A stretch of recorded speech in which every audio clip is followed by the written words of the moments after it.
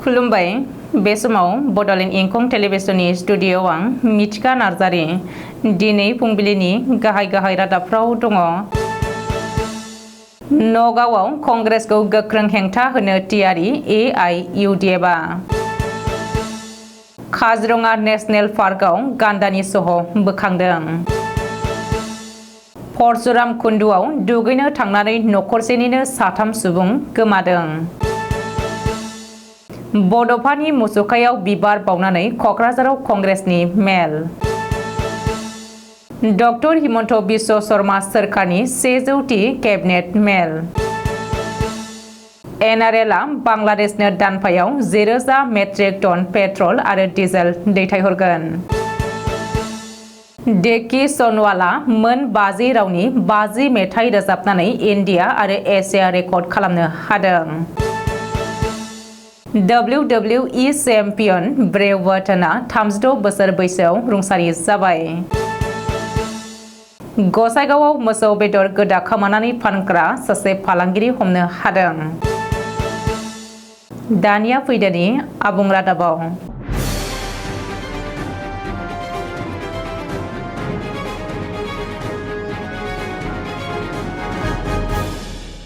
नगाव लकसभा बियाबखौ गावनि आखायाव लाखिफिननो गोख्रों नाजाथाबदों आरो प्लेनिं खालामदों कंग्रेसआ।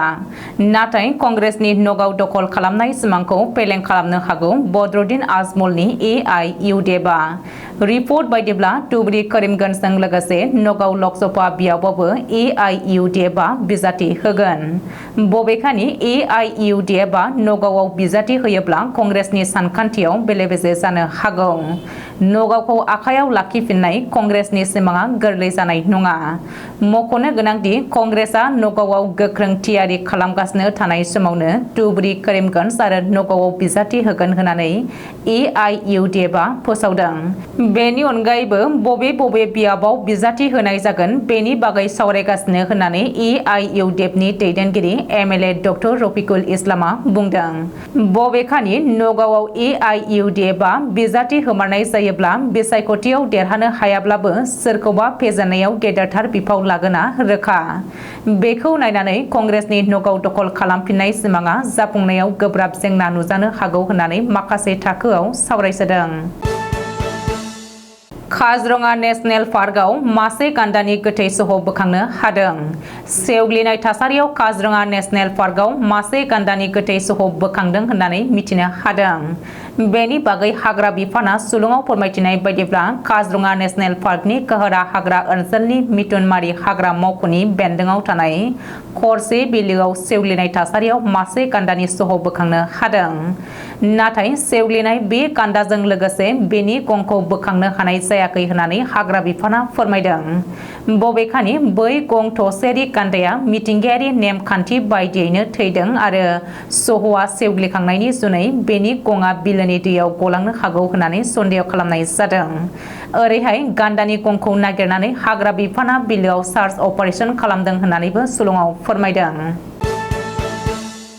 अरुणाचल प्रदेशनि परशुराम कुन्दुआव आसामनि 3 सुबुं गोमादों। परशुराम कुन्दुआव दुगैनो थांनानै नखरसेनिनो 3 सुबुङा गोमानानै दङ। नखरसेनिनो 3 सुबुं गोमानाय बै दुखुनांथाव जाथाया मैया फुङाव जादों।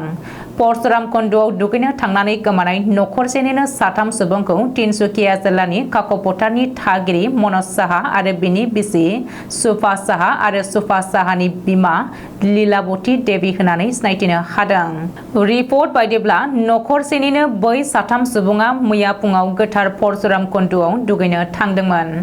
नाथाय नखरसेनिनो बै 3 सुबुङा बे समनिफ्रायनो गोमानानै दङ। कुन्दुआव दुगैनो थांनाय समावनो 3बो सुबुङा दैयाव गबनानै गोमानानै दं होननानै सन्देह खालामनाय जादों। बबेखानि बे जाथायनि बागै खौरां मोननाय लोगो लोगो बै 3 सुबुंखौ नागिरनानै सार्च अपारेशन खालामदों होननानैबो सुलुङाव फोरमायदों। नाथाय बे खौरांखौ सुजुनाय समहालागै बिसोरनि बागै जेबो गुमुर मोननो हायाखै। क'क्राझाराव कंग्रेसनि दोलोआरि मेल आरो जयनिं हाबाफारि। बड'फानि मुसुखायाव बिबार बावजेननानै क'क्राझाराव कंग्रेसनि दोलोआरि मेल आरो जयनिं हाबाफारि खुंदों। बे हाबाफारियाव आसाम प्रदेश कंग्रेस कमिटिनि आफादगिरि भुपेन बराया बाहागो लादों। सुलुङाव फोरमायथिनाय बायदिब्ला बे हाबाफारियावनो इउपिपिएल दोनैलि लेङाइ आफादगिरि मइनुल हकजों लोगोसे माखासे सुबुंफोरा कंग्रेसनि आसार खान्थिखौ मोजां मोननानै कंग्रेसाव जयेन खालामो। जयनिं हाबाफारि आरो दोलोआरि मेलाव भुपेन बराया बुंदों दि फरायसा दैदेनगिरि जानानै थानाय समाव प्रमद बर'आ डिवाइड आसाम 50-50 बुङोमोन, नाथाय दा गोहोआव फैनायनि उनाव डिवाइड मानि 50-50 बुङो। क'क्राझाराव फैनाय रांफोरनि खावसेया बिनि आरो खावसेखौ दिसपुर आरो बिजेपिनो होयो। बिटिआरआव लुथिनाय आरो जाख्ल'नाया साग्लोबजोब्बाय होननानैबो भुपेन बराया गोख्रों अजद होदों। ओरैहाय बड'लेण्ड नांगौ होनग्रा माखासे दैदेनगिरिफ्रा बेंगल आरो दिल्लीयाव हा बायदों। माखासे आसा लानानै क'क्राझारनि रायजोफोरा मोननै आन्सलिक हान्जाखौ जोनोम होदोंमोन। बेनिनो मोनसेया बिपिएफ आरो गुबुन मोनसेया इउपिपिएल। नाथाय दा बे मोननैबो आन्सलिक राजखान्थि हान्जाया बिजेपि आरो गिबि मन्थ्रिनि दाबा खेलानि बेगर बायदिसो जाबाय होननानैबो आसाम प्रदेश कंग्रेस कमिटिनि आफादगिरि भुपेन बराया बुंदों। बबेखानि 2024 मायथाइयाव जानो गोनां लकसभा बिसायख'थियाव क'क्राझार लकसभा बियाबाव कंग्रेसआ क'क्राझारनिनो सासे सुबुंखौ बिजाथि फसंगोन आरो कंग्रेसआ क'क्राझारनि गासैबो नखर नखर आखाइनि सावगारियाव भट नागिरनानै थांगोन होननानैबो भुपेन बराया बुंथिदों। मैया डक्टर हिमन्त बिश्व शर्मा दैदेननाय सोरखारनि 100थि केबिनेट मेल। 2021 मायथाइनि 26 मे खालि डक्टर हिमन्त बिश्व शर्माया आसामनि गिबि मन्थ्रि महरै बिबान लानायनिफ्रायनो मोनफ्रोमबो सप्तायाव केबिनेट मेल खुंबोदों।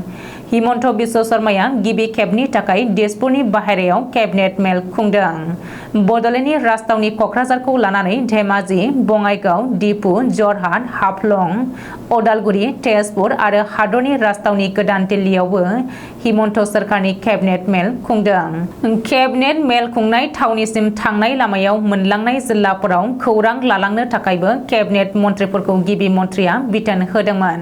मख'नो गोनांदि रायजो सोरखारा 2 बोसोराव गासै मोन 99 केबिनेट मेल खुंनानै रायजोनि खुंथाय आरो जौगाथायनि थाखाय माखासे गोनां थांखिफोर लालांबाय। मोन 99 केबिनेट मेलनि उनाव मैया 100थि केबिनेट मेल खुंबाय हिमन्त बिश्व शर्मा सोरखारा। गुवाहाटी नोगोरमानिनो ब्रह्मपुत्र स्टेट गेस्ट हाउसआव मैयानि केबिनेट मेलखौ खुंदों। सुलुङाव फोरमायथिनाय बायदिब्ला डक्टर हिमन्त बिश्व शर्मा दैदेननाय सोरखारा मोन 99 केबिनेट मेल खुंनानै गासै मोन 36 बिफानफोरखौ लाफानानै गासै 779 थांखिफोरखौ लादों। बेनिनो केबिनेट मेलाव लाजानाय 525 थांखिया मावफुंजाबाय आरो गुबुन 154 थांखिफोरा मावफुंजानायनि लामायाव। दुलाराय भारतआवनो गाहाम मुं आरजिनो हानाय नुमलीगढ़ अइल रिफाइनारि लिमिटेडआ फैगौ समाव बांलादेश आरो खोला फारसे थानाय हादरफोरनो अखाफोर दानफायाव 10,000 मेट्रिक टन पेट्रल आरो डिजेल दैथायहरगोन। सिगां आफां आसामनि बङाइगाव जिल्लानि जगिकफायाव गोदानै लुफुंजानाय लजिस्टिक पार्क टार्मिनेलाव रेलजों लाबोनानै दोनथुमफैगोन। बेनि उनाव बुरलुंबुथुर दैमाजों दैनि जाहाजनि जोहै IBPR एबा इन्ड'-बांलादेश प्रट'कल रुटजों बांलादेश फारसे लांनाय जागोन। बृहस्पतिबार खालि बे थांखिखौ लानानै मिरुनि इनलेन्ड वाटारवे अथ'रिटि आरो NRL एबा नुमलीगढ़ अइल रिफाइनारि लिमिटेडनि गेजेराव मिरुनि मन्थ्रि सर्बानन्द सन'वालनि नुजाथिनायाव मोनसे गोरोबथा जानानै थाङो। मख'नो गोनांदि आथिखालाव NRLनि पेट्रल केमिकेल दिहुनथायफोरा जोबोद मोजां क्वालिटिनि, जायनि जाहोनाव बेनि बिनाय एबा डिमान्डआ बांनायनिफ्राय बांनो हमदों आरो मुलुगनि हाथायाव गोबां रां खामायनो हादों।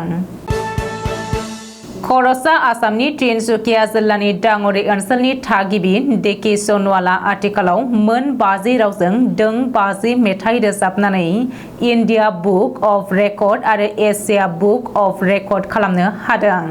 आथिखालाव डिब्रुगड़ मुलुगसोलोंसालियाव फरायबाय थानाय देंखोनि रानि डेकी सन'वालआ मोन 50 रावजों गावनि गोदै राव आरो देंखोजों बयनिबो गोसोखौ बोनो हादों।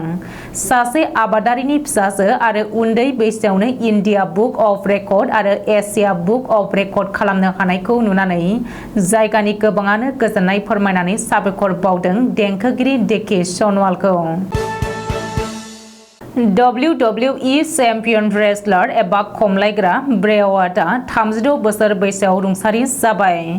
ब्रे वार्टनि गुबै मुङा बेन्टाम लरेन्स रटुन्डा।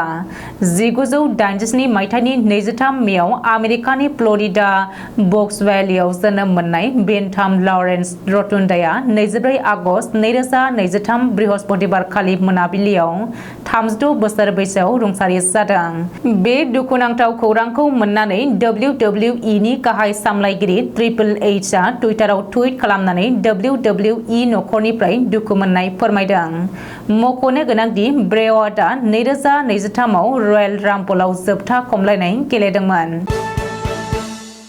गसाइगाव महकुमानि सिङाव थानाय साबकाथा पुलिस बिफाननि मोनसे हानजाया स्रोदै सं दाननायाव हमनो हायो मोसौ बेदर गोदा खोमानानै फानखोमाग्रा सासे फालांगिखौ, नाथाय सासे खारग'यो।